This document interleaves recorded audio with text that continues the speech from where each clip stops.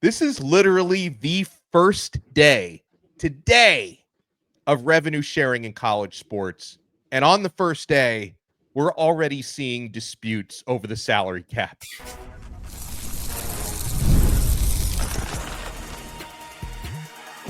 You are Locked On ACC, your daily podcast on the Atlantic Coast Conference. Part of the Locked On Podcast Network, your team every day. Shout out to the everydayers, and thank you so much for making Locked On ACC your first listen and your first watch. We're available free wherever you get your podcasts. We're free on YouTube. We're part of the Locked On Podcast Network, your team every day. He is Kenton Gibbs, former NC State defensive lineman and co-host of Locked On Wolfpack. I am Alex Donno, host of Locked On Canes, and today's episode is brought to you by FanDuel. Right now, new customers can get $150 in bonus bets when your first $5 bet wins. On this loaded episode, we're seeing the ratings drop for the upcoming EA Sports college football game. Where do the ACC teams stack up, or are we just dwarfed by the SEC and the Big Ten as we usually are? But Kent, you couldn't have scripted this any more bizarre. We've talked a lot on Locked On ACC in recent months about the House versus NCAA settlement. And so literally today is July 1st, which is the first day that revenue sharing comes into effect. And for the first year, every Division I school has that salary cap. Essentially, it's not technically a salary cap, but it is a salary cap of about $20.5 million. And it's going to be between the $20.5 to $22 million range, varying a little bit over the next few years. And yet we're already seeing now the plaintiffs in the House settlement, and we'll talk about this, are demanding audits to make sure 20.5 is enough. Like, our schools hiding money under the mattresses basically to keep from paying these athletes more. You know, saying that it's not a salary cap is like saying, oh, yeah, we just been dating for a few months, but she's not really my girlfriend. I mean, we go out a lot of places. I've been her +1 to a couple weddings, but that's not my girlfriend. We just see each other from time to time, and they just happen to be all the time, as of the past few months. But no, in all seriousness, this is a situation where, I expected that there would be pushback. I'm surprised by how quick it came. I thought that we were at least going to get a couple years of the current iteration before somebody looked up and said, this isn't quite fair. We are literally less than 24 full hours in. That's how early this is. Donald's talking about first day. We are not past the 24-hour threshold. And yet we already have schools like, I don't know, 20.5. We already got parties saying, are you hiding a little something under there? Where's the rest of that money going? So I'm very intrigued to see how this all shakes out. If we'll see another round of lawsuits, if we see the courts step in immediately and say, nope, we all agree to this. We all agree to this. Or if this will be the moment that finally gets coaches, players, administrators, all to come to the table and say, all right, enough is enough. Y'all want to play ball? We want to coach ball. We want to administrate universities. We don't want no more, nothing else to do with the courts. Let's sit down and get a fully fleshed out, collective bargaining agreement going so that we don't have to do this every other day with every other team. It's just too much. All right, here are some of the facts from USA Today here on the first day of revenue sharing. While the NCAA has informed schools that they may provide, starting today, up to $20.5 million in new benefits for athletes during the 25-26 school year as part of the settlement against the association and the Power 5 conferences, the plaintiffs' lawyers say they are exercising their right to have the data used to arrive at that spending limit audited because they have questions about the figures. If the audit finds that the cap should have been greater than $20.5 million, court intervention could be involved. All of this may not affect schools this year, but it can impact them in the future. A couple of important notes on this, Kenton. If they do find that the cap is, I guess, objectively not high enough, an auditor and an arbitrator will determine that. If they find the cap should be higher than that, an important note is that doesn't mean you have to spend more. Like, it doesn't raise the floor, it just raises the limit, right? So you figure if the limit gets raised, the the more money a school has, and the bigger the TV deal is based on the conference that you're in, it's going to give you at an advantage. With that said, though, Kenton, I don't think the bigger schools even want to necessarily spend more than 20 and a half. Like, they'd probably say, all right, if I get that advantage, I guess I'll take it if I can now spend more. But even like the Ohio States and the Alabamas and the Oregons and the Miamis of the world are probably not like, oh, yes, I hope they raise this. It's the plaintiffs. It's the athletes who want this. They want the option to be able to make more money. Yeah, and I understand why the players want this, because you hear how NFL coaches talk about, hey, you got to keep your star players happy. Like, yes, everybody toes the line, but you still got to keep your star players happy, because why? The players make more money than you. Well, if that number goes up to, let's say, 50, let's say the number goes up to 45, 50, right? You think that a Jeremiah Smith equivalent is not making more than Ryan Day if the deal is 50? You think, if we talk in Miami terms, a Cam Ward equivalent is not making more than Cristobal? If you're talking a full team revenue sharing amount or salary cap, however, whatever you want to call it, that thing goes up to 40 to 50. You don't think that Cam Ward equivalent coming out in a few years would be a guy that makes more than him? So now all of a sudden that changes the dynamic. So I understand why the players want it. I understand players saying, hey, I think that y'all are hiding some ducats from us. Even still, I think that this is a situation where it's at some point in time, let's just play some ball. I never want to take away from the players. I never want to take away from their rights and them getting what they deserve.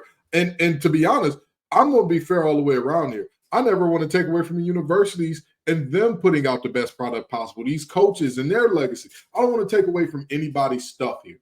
But what I do want to see is, again, let's get to a table and let's sit down and let's say, hey, this is what's fair. This is what's not. This is how we'll promote fairness to the maximum. This is the ways that we will just have to accept that there are going to be the haves and the have-nots. There are going to be the Johnsons and the McCoys. There are going to be that thing where you've got, hey, this is the revenue sharing cap. NIL deals, we're completely hands off. Everybody on your team gets whatever share of the revenue share that the school decides, but NIL is a separate thing, or whatever agreement they come to. But at some point in time, I want to see a collective agreement, because as long as there's no collective agreement, there can always be I think that they're holding back money. I think that there's holding back money from this school. I think this school's holding back money. I think my school's holding back money. And now you can't have a class action lawsuit in terms of entire universities or the mass of the players suing one entity. It's now the players suing one school. And now you got one class action lawsuit for NC State, another one for UNC, another one for Miami, another one for this. And it's just, it just gets out of hand. So I would love to see a fully fleshed out resolution to this as soon as possible. Yeah, I mean, like you said there, I don't even know how we do any of this stuff without defining players as employees, because they're still using the student athlete thing, which is, it's kind of a joke at this point. They refuse to recognize them as employees, and how you can do this stuff without collective bargaining. But when we come back, I want to talk about what the reality would be in college sports if they do force that cap to be raised. You want to keep it locked right here. We're only getting started on this brand new episode of Locked On ACC. Oh, my friends, we are only getting started with FanDuel. I'm going to be firing up some parlays in the near future. We got Major League Baseball action going on all over the place. Club World Cup. It's been an interesting and fun summer in soccer as well. Whether you're all about the baseball under the lights, golf on the green, or these high-stakes soccer games, FanDuel is the best way to make every game more exciting. You're already following the action, right? You are. Why not make it a little more thrilling? Because with FanDuel, you can get in on the game while your friends are getting sunburned on the beach. I've been using FanDuel to track my favorite matchups, and the app keeps it fresh with new daily promotions and fun ways to bet. It's easy to use, fast to pay out, and it makes even regular season games feel like must-watch events. Whether I'm placing a same-game parlay or watching a bet ride into the ninth inning, FanDuel makes it feel like I'm part of the action. If you're new to FanDuel, new customers can bet just $5 and get $150 in bonus bets if your first bet wins. Open the FanDuel app today or visit FanDuel.com to get started.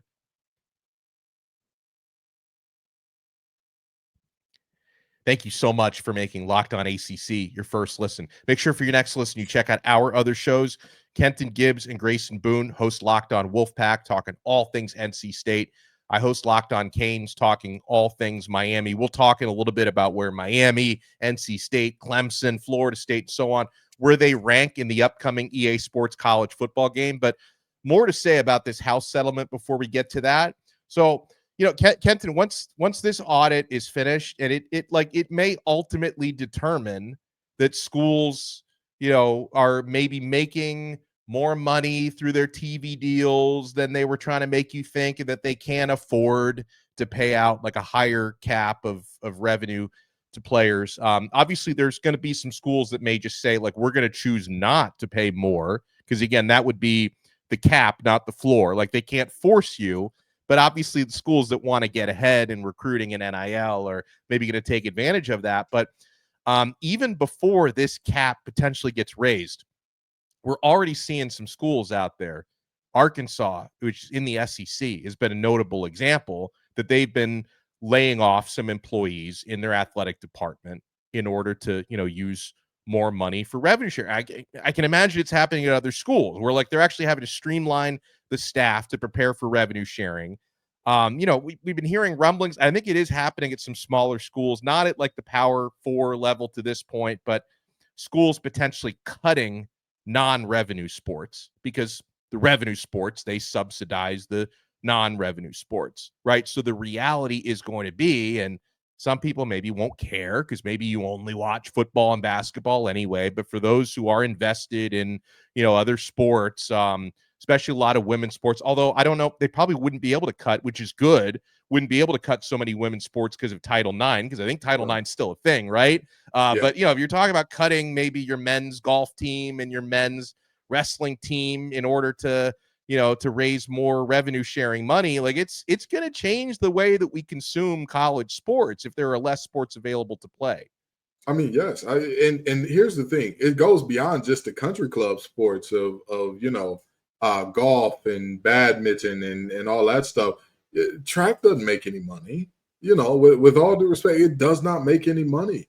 9 times out of 10, most women's basketball programs don't make any money. But even if your belief is, well, Title IX is going to hold on to that, because if you have a men's basketball team, you have to have a women's. Okay, that's fine. But there's still a bunch of schools where you're looking at teams that are going to get cut here. And to me, I guess it's the double-edged sword of it all, because I've always argued football players deserve every dime that they make, and that these athletes put their bodies at extreme risk. That, with all due respect to every other sport, football presents a unique risk that the other sports do not. With all due respect to the rowing team, there is no such thing as chronic rowing entropy or anything like that. There just isn't. CRE? You know what I mean? It just doesn't exist. It just doesn't exist. And so I'm saying all of this to say, as unfair as it is and as rough as it is one of those situations where the young men that go out on that field, they are unique drivers of a very unique economy. That's just the reality. Now, if we could turn back the hands of time and say, hey, we are going to keep this a truly amateuristic endeavor. Nobody's going to get paid. Nobody's going to be a millionaire out of this. No TV deals, no shoe deals, no nothing. All of the concessions go directly to the university and all that. But that ship sailed about 60 years ago? Before you were a gleam in your father's eye, Donno, that ship sailed. So we are now at a point where it's not fair. It's not just per se, but it is very much so a situation where these guys are earning the money. Men's basketball for some schools, same thing. Those young men are earning the money. They are the ones that bring the eyeballs in. And if you as a fan are a fan of all these sports, it is your duty to do the due diligence to watch them, to create the revenue for them. It's your job to watch college baseball outside of Omaha now. if you want to see college baseball go on. It's your job to watch the softball World Series. It's your job to go to the Raleigh relays and all that type of stuff if you're in the area for the track lover. Go to all of those things and attend them, show up, watch it on TV, do all the things to pour in revenue to it if you care about it. Because like Donno said, this is a time where it's not just women's sports that are on the chopping block. Any sport that's not generating revenue. You love wrestling, it's on the block. You love golf, it's on the block. You love rifle, archery, bowling, all of that is on the block. And that's just the reality.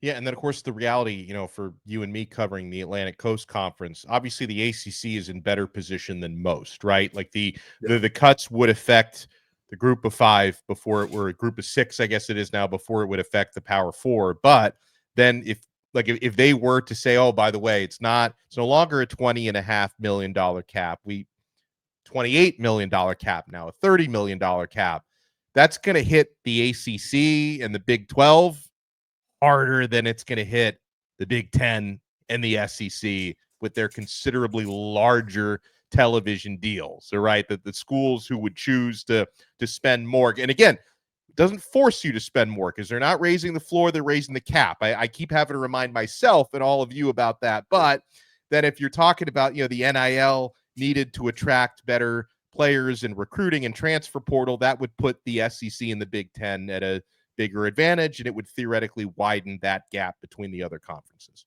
The only thing that is a saving grace for the ACC in terms of where is your advantage? It is in that these players want to play. That's the advantage. That's where you can come in and say, okay, listen, you go over there and you get paid $3 million to ride the bench for 3 years. You may not get any film in the NFL, or you're a 5-star kid. You go over there and you play with that stockpile of 5 stars, you are in a position where the NFL will never know who you are until your senior year. Is that something you want for yourself? You come here, take $1 million pay cut in comparison to the highest offer, but we have snaps immediately. Cam Ward ain't walking through that door. We need a quarterback. Come on, talk to me. CJ Bailey just graduated. We need a new QB. Come on, let me talk to you. Let's have a conversation. That's the kind of deal that you have to go there because, again, in terms of finances, you're kind of cooked. Like that's just the reality. There is no fighting that. There is no battling that. There is no Donno and I are always going to shoot you straight. We're going to tell you what it is, what it ain't, what it could be, and what it can't. And right now, what it could be is finding alternative ways to win those recruiting battles, finding alternative ways to win on the couch, saying, hey, man, what do you want to go down to Georgia for, dude? Your granny is in North Carolina. You're from North Carolina. You want to stay home. That's a long car ride. I know it'd be tough on granny to get there, but you got to get creative and find other ways. Because if you try to go dollar for dollar, if you just go big on big in terms of the bag, the ACC is going to lose that battle 9 times out of 10, unless you're a Clemson, unless you're a Florida State. In some situations in Miami, you're going to lose that deal. Yeah, and speaking of Clemson, Miami, Florida State, NC State, I'm laying eyes now on the EA Sports ratings for the upcoming college football game.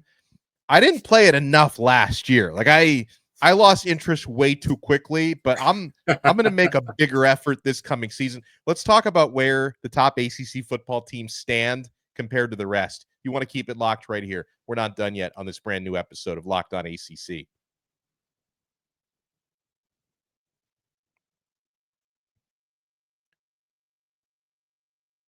Make sure for your next listen, you check out the portal. And honestly, I know that like some people say, oh, it's the off season. Like that's when Brian Smith, host of the portal, that's when he shines. I mean, Kenton, within the last like week and a half, Brian's been out there at the Rivals 5-star camp, Under Armour Future 50. He's got boots on the ground scouting these players. He's talking recruiting. He's talking NIL, which is a big topic. You get all of that on the portal, which is hosted by our friend Brian Smith, available free wherever you get your podcasts and free on YouTube. The portal, like this show, is part of the Locked On Podcast Network, your team every day. All right, so I'm looking, Kenton, at and honestly, to just remind you people what an old geezer I am, I didn't even know that these rankings were out already. Kenton had to, who's like, more than a decade my junior, had to point this out to me that we already have, the first batch of rankings out. So I'm looking at the top 10 for the EA college football game for this coming season. Got Alabama at number 1, which surprises me a little bit, I'll be honest. Texas at 2nd, Ohio State 3rd. I feel like they should be 1st. Penn State 4th, Notre Dame 5th. Then you got Georgia at 6th, and then you got Clemson at number 7. Do you think Clemson, because I thought they'd be in the top 5. I didn't think Bama would be at number 1. I thought Ohio State would be, but I thought Clemson would be in the top 5. Do you think Clemson is slightly disrespected being the first ACC team checking in at number 7? I think they're big time disrespected. I mean, we all know that the game doesn't weigh each position evenly. Like I've seen this firsthand. The quarterback position is one of the most heavily weighted. And of the 6 teams in front of them, how many teams have quarterbacks that are in the same stratosphere as Cade Klubnik, with all due respect? The number one team. People would say, they'd say Drew Aller. I still don't get it. People would say Drew Aller. Here's the thing. Even if we give you Drew Aller, Alabama's quarterback, is he in the same category as a Cade Klubnik? Who did you say was number 2? Number 2 is Texas with Arch. Arch is the golden boy. He's played like 8 snaps. Oh yeah, I was about to say that tape against Louisiana Monroe, it really put me on edge. Ohio State, they've got a quarterback that hadn't played much because Will Howard was their guy. So you're looking at same thing with Notre Dame. Their quarterback hadn't played any meaningful football in Carr. So you're looking at a situation where somehow, despite having one of the best defensive line rooms, despite having a very good defensive back room, despite having one of the best wide receiver rooms in the nation, and one of the best quarterbacks in the nation, you're just not there with everybody else. Very interesting to me. All right, so then let's go through the next few. We'll find the next ACC team in there. Texas A&M at 8, Oregon at 9, LSU 10th. They do have a big-time quarterback in Garrett Nussmeier.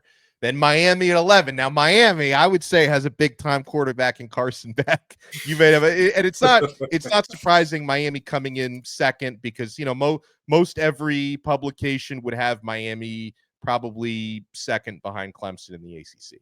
Yeah, and I think that this is fair for Miami. I really do. Yeah. And I know that Miami fans, some of them may be a little upset about that, but I want you to think about this honestly, right? Even if we take Donno's approach to Carson Beck and we say, hey, we know he's going to be the same guy he was last year, and he was damn good last year. Okay.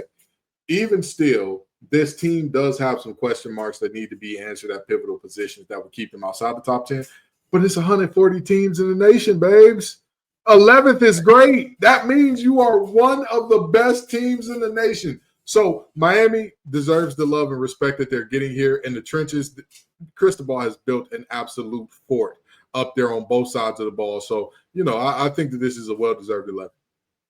Well, and the thing I would say to Miami's credit is they have a high ceiling. Now, their issue has always been reaching their ceiling. It's an issue that has long predated Mario Cristobal. But I would say with what you talked about, the trenches, Miami's got probably outside of Clemson, the highest floor in the ACC. Because even if some things go wrong for you in the skill positions, maybe Carson Beck has some rust or, God forbid, is not fully recovered. Everything, by the way, for everything I can tell, Beck is fully recovered. It's just a matter of him kind of getting back to form. But even if he's out of form, even if maybe the defensive backs drop some interceptions, some breaks don't go your way, maybe the kicking game is not as good as it was the last few years with Andy Borregales, based on their likely ability to dominate the line of scrimmage on both sides against, 90% of the teams that they face this year, Miami's floor should be pretty high. I think their floor is probably around